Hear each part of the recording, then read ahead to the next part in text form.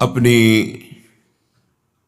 इंद्रियां, मन, चित्त, इन्हीं का सावधानी पूर्वक निरीक्षण करता रहे। बंधन न कभी हुआ है, न है, न होगा। ये भ्रम का बंधन हो गया है। ना बंधा होने पर भी स्वयं बंधे होने का भ्रम हो गया है। ये भ्रम भगवत कृपा से जब ज्ञान का प्रकाश होता है या प्रेम का प्रकाश होता है तभी छूटता है। जड़ चेतन ही ग्रंथि परि गई, यद्यपि मृषा छूटत कठिनई। तो जब हमारी इंद्रियां, हमारा मन और हमारा चित्त, इनका बड़ा योगदान है भगवत प्राप्ति में। यदि हमारा मन सांसारिक भोगों का संकल्प विकल्प करना बंद कर दे और हमारे चित्त की एक एक वृत्ति भगवत चिंतन में लग जाए तो इंद्रियां स्वाभाविक अंतर्मुख होकर, मन के अधीन होकर ये प्रभु में लग जाएं। जो शब्द स्पर्श रूप रस गंध की भोक्ता इंद्रियां हैं, इनका मुखिया मन है, इनका चिंतन कराने की प्रवृत्ति चित्त है और विषय भोगों में सुख है ऐसी बुद्धि है और मैं सुख भोग रहा हूं ऐसा अहम है। यही दुर्गति का कारण है। दुख, क्लेश, चिंता, भय, शोक, बंधन यही है। जब इंद्रियां मन के अधीन हो गई, मन प्रभु के चरणारविंद के सुख में ही निमग्न रहने लगा, बुद्धि का निश्चय एकमात्र श्यामा श्याम के सिवा कोई हमारा नहीं है, हम किसी के नहीं हैं, अहम प्रिया प्रीतम के चरणों में समर्पित हो गया तो जीवन मुक्त था, जीवन मुक्त है, जीवन मुक्त रहेगा, ऐसा अनुभव हो गया। जहां ये बंधन भ्रमात्मक हटा तो परमानंद की बाढ़ आ जाएगी। आप भावना भी नहीं कर सकते, संसारिक शब्दों में कल्पना भी नहीं कर सकते कि परमानंद सुख कैसा होता है, क्योंकि जितनी भी रची हुई सृष्टि वो ब्रह्मा के द्वारा रची हुई है। ब्रह्मा के द्वारा रची हुई संपूर्ण सृष्टि त्रिगुणात्मिका माया है। यहां परमानंद की कहीं कोई अनुभूति की बात ही नहीं है। जब तक विषयानंद का त्याग नहीं होगा तब तक परमानंद की अनुभूति नहीं होगी। जब तक ज्ञान नहीं होगा तब तक विषयानंद का त्याग नहीं होगा, या प्रेम नहीं होगा तब तक विषयानंद का त्याग नहीं होगा। बड़ा कठिन है मन और इंद्रियों को प्रभु में लगाना। बातें बना लेना, प्रवचन कर लेना, प्रवचन सुन लेना, वाहवाही इकट्ठा कर लेना, खूब धन एकत्रित कर लेना, खूब नाना प्रकार के भोगों को भोगना, ये कोई खास बात नहीं है। ये स्वाप्निक है, ये एक अच्छा स्वप्न है, लेकिन जब जगेंगे तो खाली हाथ होंगे।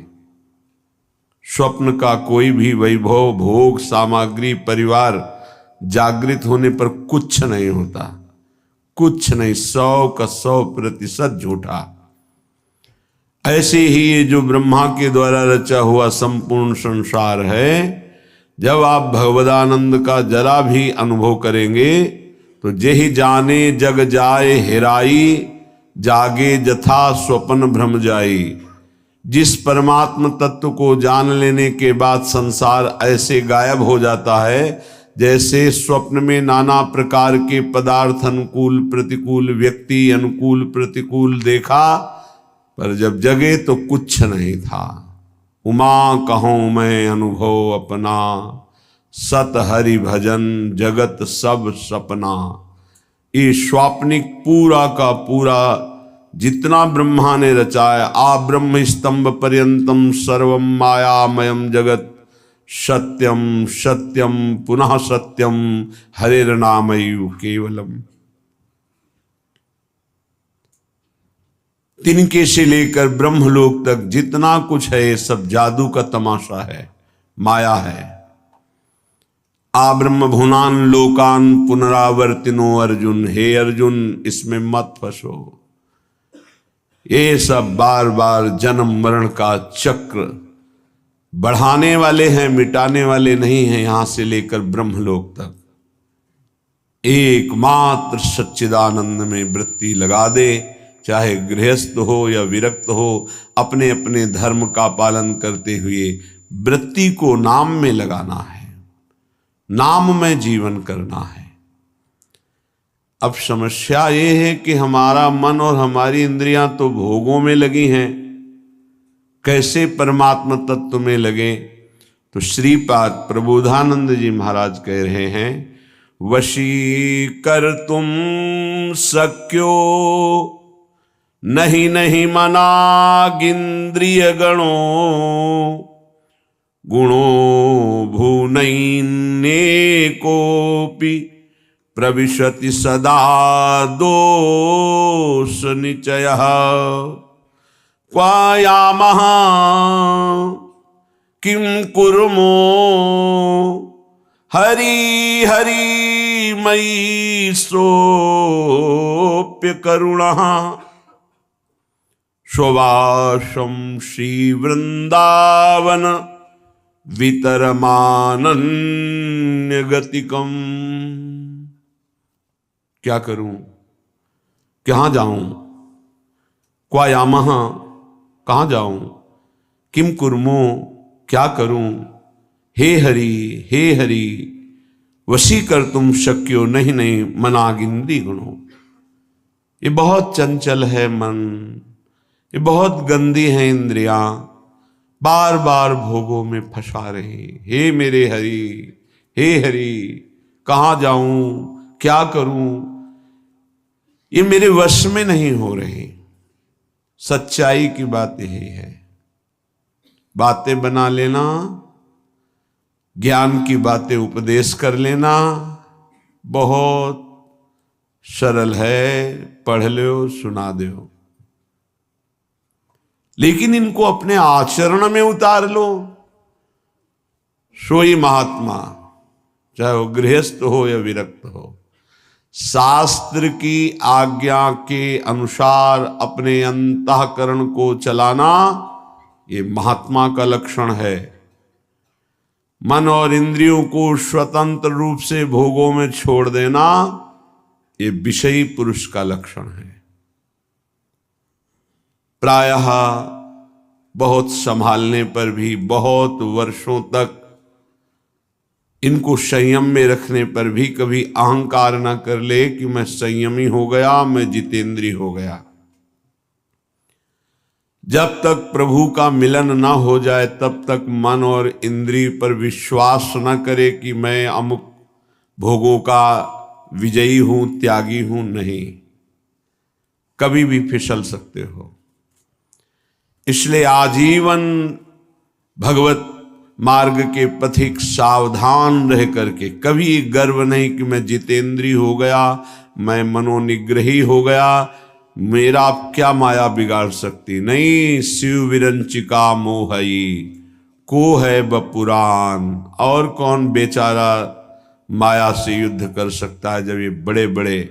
तो क्या करें, बड़े मत बनो, छोटे बन जाओ, दैन्य हो जाओ, तृणादपि सुनीचेन। कोई नहीं तुमसे प्रश्न करेगा, न माया न भगवान। प्रश्न करते हैं जिनको बहुत अभिमान है कि हम जितेंद्रिय हैं, हम मनोनिग्रही हैं, हम बड़े भजनानंदी हैं। तो प्रश्न हो जाता है, ये देखो, दो इसका उत्तर। और यदि छोटे बन जाओ, तृणादपि सुनीचेन तरोर्यु सहिष्णुना, वृक्ष के समान सहनशील, तिनके के समान नीच, दूसरों को मान देते हुए स्वयं अमानी, कीर्तनीय सदा हरि ऐसा भक्त निरंतर भजन परायण रहता है, उसकी इंद्रियां चंचल होती ही नहीं, क्योंकि भगवत कृपा से वो शांत हो जाती हैं। ये रहस्य को समझिए। अमानिना मान देन कीर्तनीय सदा हरि। यदि आप अपने में थोड़ा भी सद्गुण का अभिमान करेंगे तो माया प्रश्न कर देगी। माया के प्रश्न का उत्तर देना केवल भगवान की कृपा पात्र की ही क्षमता है, दूसरे की नहीं। श्रीपाद कह रहे हैं कि हे हरि कहाँ जाऊं, क्या करूं, ये इंद्रिया ये मन मेरे वश में नहीं है, और बिना इनके वश में हुए भगवत प्राप्ति नहीं होती। प्रविशति सदा दोष निचय, ये सदैव दोष वाले कार्य में ही लगी रहती हैं, पापाचरण कराने के लिए प्रेरित करती रहती हैं। ये इंद्रियां, ये देख लो, ये खा लो, ये सूंघ लो, ये भोग लो, ये छू लो, नाना प्रकार से शब्द स्पर्श रूप रस गंध। एक उपाय मुझे समझ में आया है, श्रीपाद प्रबोधानंद जी कह रहे हैं, मुझे एक उपाय समझ में आ रहा है कि यदि वृंदावन धाम का अनन्य भाव से आश्रय ले लिया जाए तो सब ठीक कर देगा। ये बड़ी अद्भुत महिमा है। कैसे ठीक कर देगा? जब आप श्री धाम वृंदावन का आश्रय लेंगे तो वृंदावन आपको किसी महापुरुष से मिला देगा। महापुरुषों का दर्शन, संभाषण, उपदेश अमोघस्य। जैसे भगवान का बाण कभी लक्ष्य वेदे बिना वापस नहीं लौटता, जिमि अमोघ रघुपति कर बाना, ऐसे ही जिसको भगवत प्रेमी महात्माओं का संग मिल गया तो देवर्षि नारद जी कहते हैं अमोघस्य, पर शर्त है अगम्यो, उनका निर्वाह कर पाना कठिन है। 4 दिन श्रद्धा तो कोई भी रख सकता है, लेकिन आजीवन उन पर कभी दोष दर्शन न हो, उनकी आज्ञा का उल्लंघन न हो, धैर्यपूर्वक उनके आश्रित बने रहो। वो प्रभु के द्वारा आपका संबंध कराया गया है। जो हम किसी महापुरुष से मिलते हैं, ये हमारे सुकृत नहीं है, ये हरि कृपा है। जो प्रभु मोहि अनुग्रह कीन्हा, तो तुम आई दर्श हठ दीन्हा। भगवत अनुग्रह से भगवत प्रेमी महात्माओं का संग मिलता है। भगवत प्रेमी महात्माओं के संग से हमारे दुष्संग का नाश हो जाता है। सर्वसंगोपहो हिमाम, जो संत संग है वो समस्त संगों से आपको अलग करके एकमात्र श्री भगवान में आसक्ति प्रदान कर देगा। इसीलिए श्रीपाद कह रहे हैं आप श्रीधाम वृंदावन का अनन्य आश्रय ले लो। वास सब कोई नहीं कर पाएगा। यहां का वास करना, वही फल जो वास करने से मिलता है आश्रय से मिल जाएगा। आश्रय ले लो तो आपको पता नहीं कौन महापुरुष है। संत महापुरुषों की पहचान केवल भगवान जानते हैं, या उसी कोटि का महापुरुष हो तो जानते हैं, अन्यथा नहीं। तो श्रीधाम वृंदावन महापुरुषों की खेती है। जैसे गन्ने की खेती, एक से गन्ना, ऐसे ही खेती है। प्रेम खेत इसे कहा गया है। अद्भुत खेत महामनमथ को, महामनमथ महाप्रेम को कहते हैं। काम भी मन को मथता है, इसलिए उसे भी मनमथ कहा गया है। और प्रेम भी मन को मथ करके, निर्विकार करके प्रियालाल में कर देता है, इसलिए इसको भी मनमथ कहा गया है। प्रियालाल की लीला गायन में जहां मनमथ शब्द आवे, काम शब्द आवे, तो उसका अर्थ सीधा प्रेम होता है। और संसार के संबंधों में अगर प्रेम भी शब्द कहा जाता है तो काम ही है। देह भाव को लेकर जो भी राग होता है उसे चाहे प्रेम कहो, आसक्ति कहो, काम कहो, मोह कहो, वो है। विशुद्ध अनुराग प्रेम सार्थक होता है स्वरूप में, आत्म तत्व में, देह में नहीं। आत्माओं की परम आत्मा जिसे परमात्मा कहते हैं, ईश्वरों के परम ईश्वर जिन्हें कहते हैं, वो हमारे प्रभु नित्य बिहारी श्री लालजू महाराज हैं। उपासक को जब साधु संग मिले तो समझ ले हमारे इस संसार चक्र का अंतिम जन्म है। इसीलिए भगवान ने कृपा करके हमें साधु समागम दिया है। अध्यात्म का प्रभाव तभी पड़ता है जब ना अर्थ लिया जाए और ना अर्थ दिया जाए। अर्थ लेने की भावना से अध्यात्म का उपदेश देने पर रंग नहीं चढ़ेगा, और अर्थ देकर के अब अध्यात्म सुनने से अर्थ की प्रधानता होने के कारण, रजोगुणी वृत्ति होने के कारण, दैन्यता ना होने के कारण वो उपदेश को ग्रहण नहीं कर पाएगा। जिसके हृदय में केवल भगवत प्राप्ति लक्ष्य है, केवल भगवदानंद लक्ष्य है, उसी लक्ष्य को रख करके चर्चा की जाए। और केवल भगवत कृपा है इसलिए मुझे साधु संग मिला, सुनने को मिला, ये भाव रखा जाए तो कथन और श्रवण से निश्चित भगवत प्राप्ति का मार्ग प्रकाशित हो जाएगा। जब तक भगवदानंद के सिवा और कोई आकांक्षा अंदर रखी जाती है तो उसे कपट कहते हैं। यदि कपट रख करके अध्यात्म की चर्चा की जाए तो उसका कोई प्रभाव न कथन करने वाले पे पड़ता है, न श्रवण करने वाले पे पड़ता है। चौथी भगति मम गुणगन करई कपट तजी गान। ये जो भगवत चर्चा है, स्वांता सुखाय तुलसी रघुनाथ गाथा, ये आत्म सुख के लिए गान की जा रही है। मान प्रतिष्ठा, यश, कीर्ति, रुपया, पैसा, भोग सामग्री, प्रणाम, नमस्कार, वाहवाही, ये सब इसका लक्ष्य नहीं। अगर ये लक्ष्य है तो प्रभाव नहीं पड़ेगा, न कथन से न श्रवण से। यदि भगवद आनंद लक्ष्य है तो श्रवण सुनत प्रापक रति राधा पद अम्बुज सुकुमार। सुनने मात्र से प्रियालाल के चरणों की प्रीति हृदय में प्रकाशित हो जाएगी। गावत श्रवणन सुनत सुखाकर विश्व दुरित दवनी। गायन करने से, श्रवण करने मात्र से संपूर्ण विश्व के पाप नष्ट हो जाएंगे। कोई भी कहीं भी हो, यदि वो कान में भगवत चर्चा सुन ले तो श्रवण द्वार जाकर हृदय के संपूर्ण मलिनताओं का, पापों का ये शब्द नाश कर देंगे।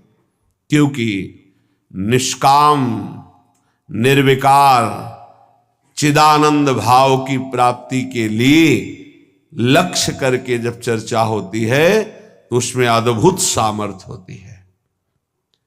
इसीलिए श्रीपाद कह रहे हैं आप वृंदावन आ जाओ, एक दिन के लिए आ जाओ, इस रज में बैठकर चर्चा सुनो, तुम्हारे हृदय में निश्चित कोई न कोई शब्द अपना अधिकार कर लेगा। और एक शब्द पकड़ लिए पूरे सत्संग में तो आपके जीवन का परिवर्तन हो जाएगा, पक्का। श्रीपाद कह रहे जाति प्राण धनानियांतु सुयसो राशि परीक्षीयतां सद्धर्मा विलयम प्रयांतु सततम सर्वैश्चर्निर्भर्त्स्यताम् आधिव्याधि सतेन जीर्यतु वपुर्लुप्तो प्रतिकारतः श्री वृंदा विपिनम तथापि न मनाक् त्यक्तुम ममास्तां मतिः। न तुम्हारी जाति काम में आएगी, न तुम्हारे प्राण किसी काम के रहेंगे, न तुम्हारा धन तुम्हारे साथ जाएगा, न तुम्हारा परिवार, सब यही छूट जाएगा। देखो, जो पंचभूत हैं वो सबके एक ही हैं। पंचभूतों से बना हुआ है शरीर, जैसे हमारा वैसे ही आपका। इसमें कोई घटा बढ़ी नहीं है कि 80% हमारा, 75% आपका, 100% उनका, ऐसा नहीं। 100% पंचभूतों से जैसे ये बना है ऐसे आपका बना है, और 100% जैसे हमारा भगवान का अंश स्वरूप है आत्मा, वैसे ही आप सबके, किंचन मात्र कोई अंतर किसी से नहीं। ये जो विविध प्रकार के धर्म, लोक धर्मों की व्यवस्था की गई है, वो भगवत प्राप्ति के लिए की गई है। एक दूसरे पर घृणा, नफरत, लड़ाई झगड़ा, ऊंच नीच, इसके लिए नहीं की गई। एक लोक धर्म है। पर जब आप भागवत धर्म में स्थित होने की बात सोचेंगे तो तेज लोक धर्मान, श्री भगवान ने ही संपूर्ण सृष्टि की रचना की ब्रह्मा जी के रूप में। उन्होंने सारी व्यवस्था की युग धर्म के अनुसार। वही भगवान श्री राम जो हरि हैं, जिनके नाभि कमल से ब्रह्मा प्रकट हुए, सबरी जी के सामने बैठे कुश की चटाई पर, बड़े बड़े योगियों के द्वारा पावन किए हुए हृदय कमल में जिनका पधारना कठिन होता है, सबरी माई के सामने बैठे हुए। कौन है सबरी मैया? सब दंडकारण्य के ऋषि बड़ा ऐसा भाव रखते थे। दूर दूर एक तो भीलनी, दूसरे स्त्री, तीसरे कुरु, मतंग ऋषि सबरी की भावना को पहचाना और अपने पास में कुटिया बनाई और कहा, बेटा तुम निश्चिंत होकर यहां भजन करो।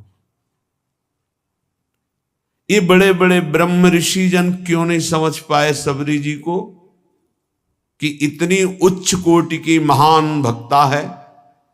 क्योंकि उन्हें अपने ब्रह्मणत्व का, अपने तप का, अपने साधन का, मैं महान हूं क्योंकि ब्रह्म ऋषि हूं, ब्रह्मणत्व है। ये भगवान किसी की भी कुटिया में नहीं गए, किसी की तरफ देखा नहीं, उनकी तरफ देखा जो सबरी जी पर भाव रखते थे। तो उनसे पूछ लेते थे कि सबरी मैया का आश्रम किधर है। संभाषण कर लिया, देख लिया, आश्रम किसी के नहीं। और जो ऐसा सोचते थे कि मैं तो इतने 1000 वर्ष से तप कर रहा हूं, भगवान तो मेरे यहां आएंगे ही, भगवान ने देखा भी नहीं, संभाषण भी नहीं किया।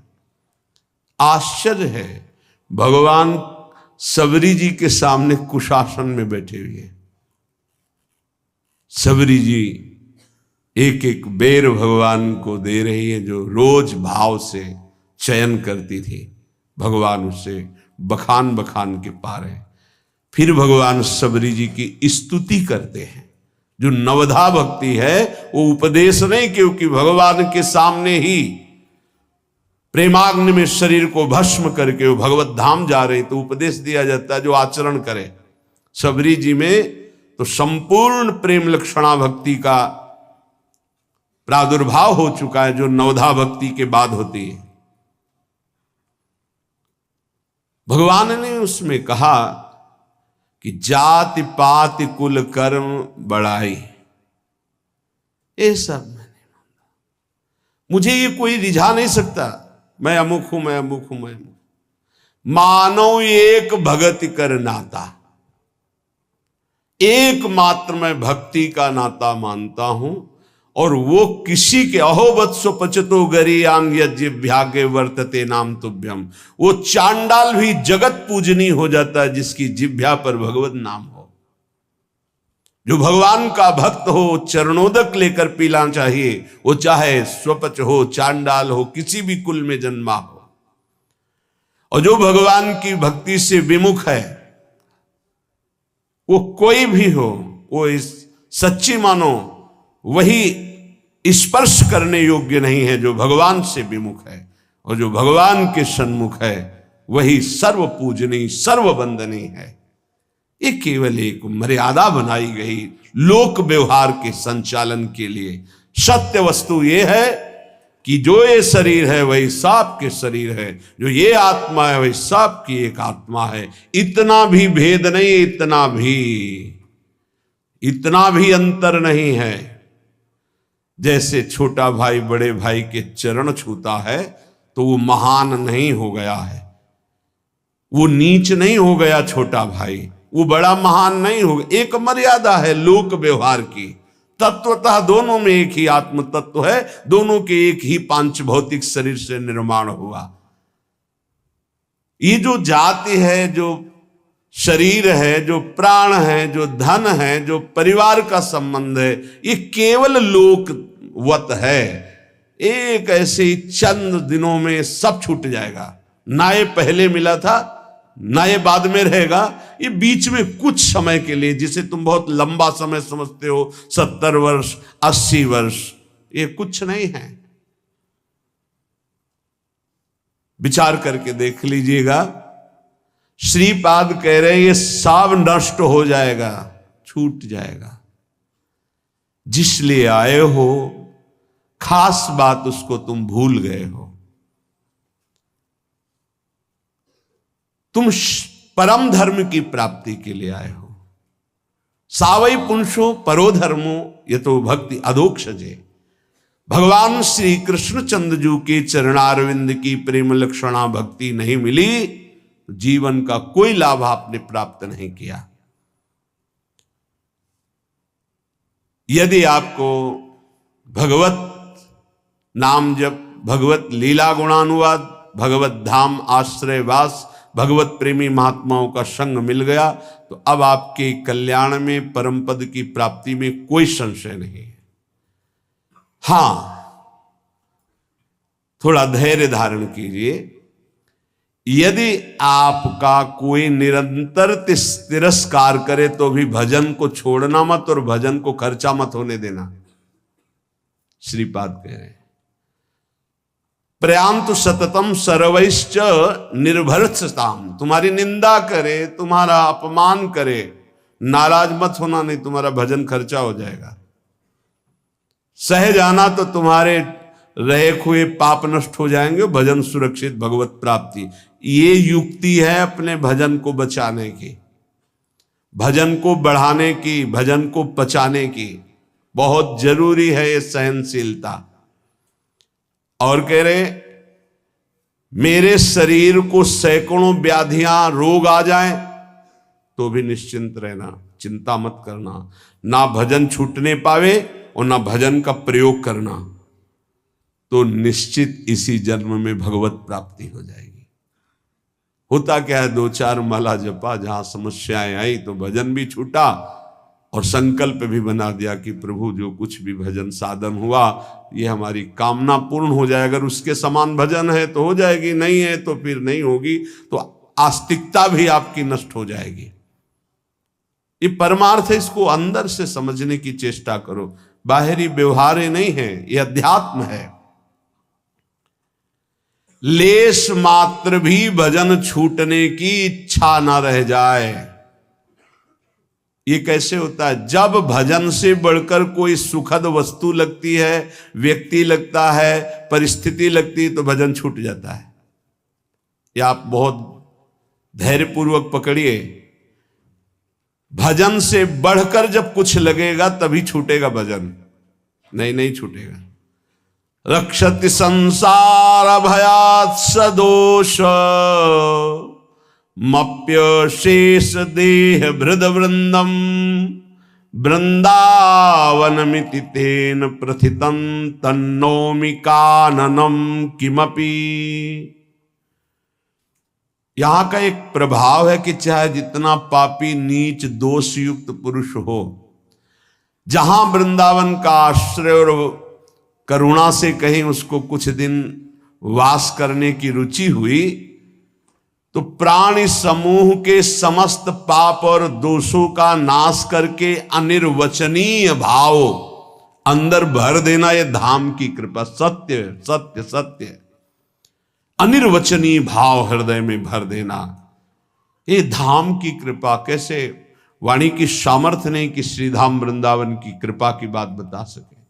अपार असीम करुणा वरुणालय, तन्नौमि काननम किमपि, मैं नमस्कार करता हूं कि जिन इंद्रियों को वश में करना, मन को वश में करना बड़ा कठिन है, ये पापाचरण ही कराती रहती हैं। ऐसा पापी पुरुष, दोषयुक्त पुरुष कहीं किशोरी जी की कृपा से श्रीधाम आने जाने लगा, सत्संग सुनने लगा, बिहारी जी राधा रमण राधा वल्लभ लाल इनके दर्शन करने लगा, धाम की कृपा से ऐसा अनिर्वचनीय भाव जाएगा कि परिवर्तन हो जाएगा, वो दोष रहित हो जाएगा। बड़ा आश्चर्य होता है, 30-30 वर्ष से व्यसन कर रहे हैं, मदिरा पीना, मांस खाना, व्यभिचार करना और आदि आदि, और वृंदावन से शब्द गया, मिले बाद में पहले निर्विकार हो गए। ये चमत्कार कैसा श्रीधाम वृंदावन का, कि भूमि में बोला गया शब्द गया और उसका परिवर्तन कर दिया, और जिसका शरीर वृंदावन आया, यहां की रज लगी, उसमें अनिर्वचनीय भाव आ जाए तो कौन से आश्चर्य की बात है। जब किसी में भगवत कृपा से भक्ति का प्राकट्य होता है और भक्ति अपना स्वरूप दृढ़ करती है, तो उसमें ये 20 लक्षण जागृत हो जाते हैं। पूज्यपाद महामहिम सिउड़िया बाबा जी महाराज, उसमें 20 लक्षण जागृत हो जाते हैं। पहला, नाम जप में स्वाभाविक प्रीति, राधा राधा राधा राधा राधा राधा राधा, हर्ष में एक ऐसी लगन, एक ऐसी अगन जो बुझे ना, जो टूटे ना। नाम के प्रति एक विशेष प्रियता, ये भगवान की ऐसी प्रचंड माया है कि रोज नाम महिमा सुनते हैं, पकड़ नहीं पाते हैं, रोज सुनते हैं। कैसे बड़ा विचित्र खेल है। हम सब सुनते हैं, हम सबको पता है यहां से नाम रूपी धन लेके जाएंगे और कुछ नहीं। उसकी तरफ से कितने हम उदासीन हैं। जो हमारे साथ नहीं जाएगा उसमें कितनी लगन है, जो हमारे साथ जाएगा उसमें कितने हम उदासीन हैं। उदासीन, कोई पीड़ा नहीं, नाम के बिना हमारा समय नष्ट हो रहा है। आप सोचो, कोई व्यापारी अगर वो 100 रुपये का घाटा हो जाए तो बर्दाश्त नहीं करता, क्योंकि वो और 100 रुपये प्लस मुनाफा ही चाहेगा। आप नाम के व्यापारी मानवदेह प्राप्त करके नाम का व्यापार करने के लिए आए हैं, आपका नाम छूट गया, आप घाटा बर्दाश्त कर लिए, इसका मतलब नाम के प्रति महत्व तो नहीं है आपका। बहुत विचित्र माया। जब नाम महिमा सुनो तो लगता है आज से केवल नाम ही जप करेंगे। थोड़ी देर के बाद एक ऐसी हवा चली कि भूल गए कि हमने कुछ सोचा भी था नाम के प्रति। लाखों बार नाम की महिमा सुनने पर भी नाम में रति नहीं होती। लेकिन जिसमें भक्ति का प्रादुर्भाव हो गया तो पहला लक्षण है वो नाम में रति कर लेता है। ये भगवान की माया नाम में रति नहीं होने देगी, पक्का।